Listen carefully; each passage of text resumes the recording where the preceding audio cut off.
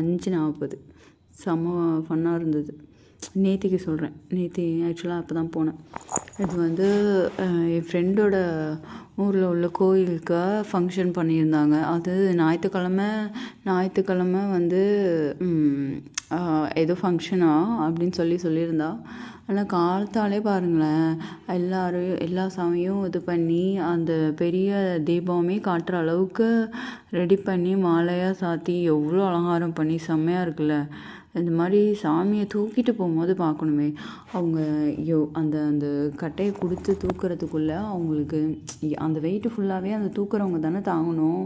அது பார்க்கும்போது எனக்கு ரொம்ப பிடிக்கும். அது ஏன்னு தெரியல, அது பார்க்குறது போது மட்டும் அவ்வளோ அழகாக இருக்கும். அந்த கீழே இருந்து அப்படி உயரத்தில் அப்படி உடனே சடனாக சாமி எந்திரிக்கும்ல, அந்த இதெல்லாம் செம்ம அழகாக இருக்கும். எவ்வளோ அழகாக போகுது பாருங்களேன்.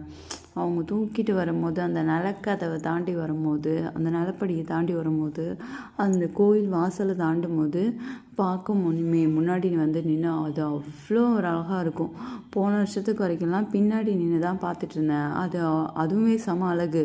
அதுவும் பின்னாடி நின்று பார்க்கும்போது முன்னாடி பக்கம் வரதெல்லாம் தென்னை மரம் அது இதுன்னு இருக்கும், செம்ம அழகாக இருக்கும். ஆனால் இந்த வருஷம்தான் முன்னாடி வந்து நின்று பார்க்குறேன் தூக்கிட்டு வரும்போது.